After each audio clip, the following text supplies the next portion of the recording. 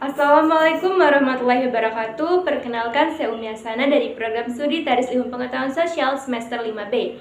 Baiklah, di sini saya akan menjelaskan materi tentang korupsi. Yang pertama itu ada definisi korupsi.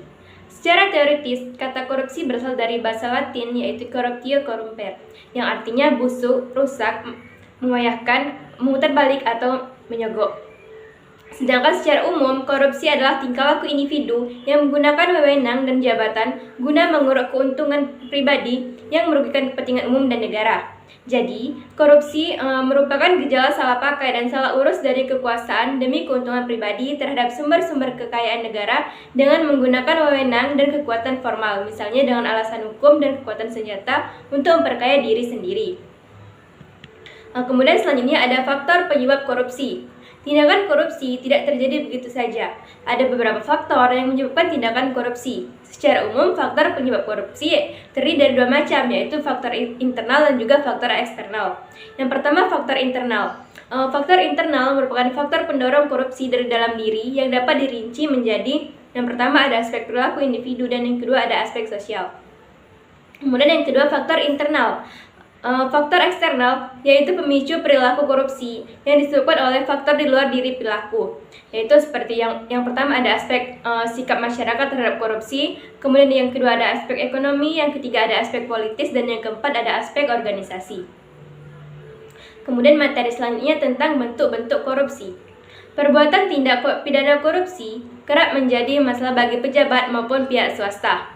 Namun tidak sedikit dari mereka belum mengetahui atau mengenal apa saja perbuatan yang tergolong dalam tindak pidana korupsi.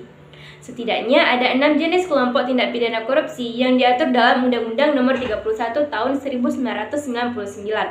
Yang pertama ada perbuatan yang merugikan negara. Setiap orang yang menyalahgunakan kewenangan, kesempatan atau sarana yang ada padanya karena jabatan atau kedudukan dengan tujuan menguntungkan diri sendiri. Kemudian yang kedua ada suap.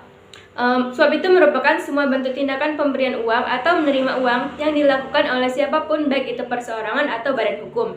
Yang ketiga ada gratifikasi. Korupsi ini adalah pemberian hadiah yang diterima oleh pegawai negeri atau penyelenggaraan negara. Gratifikasi dapat berupa uang, barang, diskon, pinjaman tanpa bunga, tiket pesawat, liburan, biaya pengobatan, serta fasilitas lainnya. Yang keempat ada penggelapan dalam jabatan. Kategori ini sering juga dimaksud sebagai penyalahgunaan jabatan.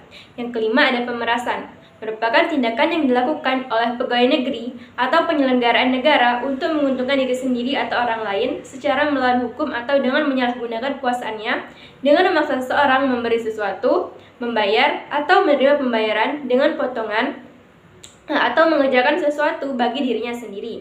Dan yang keenam ada perbuatan curang. Hal ini biasanya terjadi di proyek-proyek pemerintah seperti pemborong, pengawas proyek, dan lain sebagainya. Kemudian materi selanjutnya yaitu angka kasus korupsi di Indonesia. Lembaga Swadaya Masyarakat Anti Korupsi Indonesia, Corruption Watch atau ICW, merintis laporan tren penindakan kasus korupsi semester 1 2021. Berdasarkan data yang dikumpulkan ICW, jumlah penindakan kasus korupsi selama 6 bulan awal tahun 2021 mencapai 209 kasus. Jumlah itu naik dibanding periode yang sama di tahun sebelumnya sebesar yakni 169 kasus. ICW juga menyebut nilai kerugian negara akibat korupsi itu meningkat. Pada semester 1 2020, nilai kerugian negara dari kasus korupsi sebesar 18,173 triliun. Kemudian di semester 1 2021, nilainya mencapai 26,83 triliun. Dengan kata lain, terjadi kenaikan nilai kerugian negara akibat korupsi sebesar 47,6%. Meski ada peningkatan dibanding tahun sebelumnya, ICW memberi nilai E alias sangat buruk bagi aparat penegak hukum. Ini karena jumlah penindakan kasus jauh dari target yang ditetapkan. Secara keseluruhan, target penindakan kasus korupsi aparat penegak hukum pada semester 1 2021 ialah 1.109 kasus korupsi alias hanya 19% yang tercapai. Kemudian materi selanjutnya yaitu dampak korupsi di masyarakat. Korupsi menimbulkan masalah sosial atau masyarakat serta banyak kerugian bagi negara atau masyarakat secara pribadi dan umum. Akibat dari pelaku ini dampaknya antara lain yaitu yang pertama ada di bidang ekonomi. Dalam bidang perekonomian, tentu saja korupsi memberikan efek dan sumbangsi besarnya untuk penanganan atas masalah ekonomi modern dan klasik. Misalnya saja, cerminan atas ini terwujud dalam berbagai hal berikut ini, yaitu yang pertama, ketidakseimbangan finansial negara. Yang kedua, pertumbuhan ekonomi terhambat. Yang ketiga, penghasilan pajak negara berkurang. Yang keempat, ancaman inflasi. Dan yang kelima, penurunan kualitas barang dan jasa. Kemudian selanjutnya di bidang lingkungan sosial dan masyarakatan. Adapun dampak yang diciptakan dari adanya korupsi untuk bidang lingkungan sosial yang berhubungan dengan masyarakat ini antara lain yaitu yang pertama, mengganggu stabilitas umum. Yang kedua, mencoreng nama baik pelaku tindak pidana korupsi. Dan yang ketiga, kemiskinan bertambah. Kemudian ada dari bidang kesehatan. Yang pertama ini ada banyaknya penyakit yang sulit tertangani, dan yang kedua fasilitas yang dibedakan. Kemudian materi selanjutnya yaitu upaya mengatasi korupsi. Untuk memberantas korupsi yang sudah berakar dalam seni-seni masyarakat, diperlukan adanya partisipasi segenap lapisan rakyat. Ada beberapa langkah yang bisa dilakukan sebagai cara mencegah korupsi yang dapat kita mulai dari diri kita sendiri. Yang pertama, menanamkan kejujuran. Yang kedua, memahami hukum yang berlaku. Yang ketiga, hidup sederhana. Yang keempat, mengajarkan sifat tanggung jawab. Dan yang kelima, meningkatkan keberanian.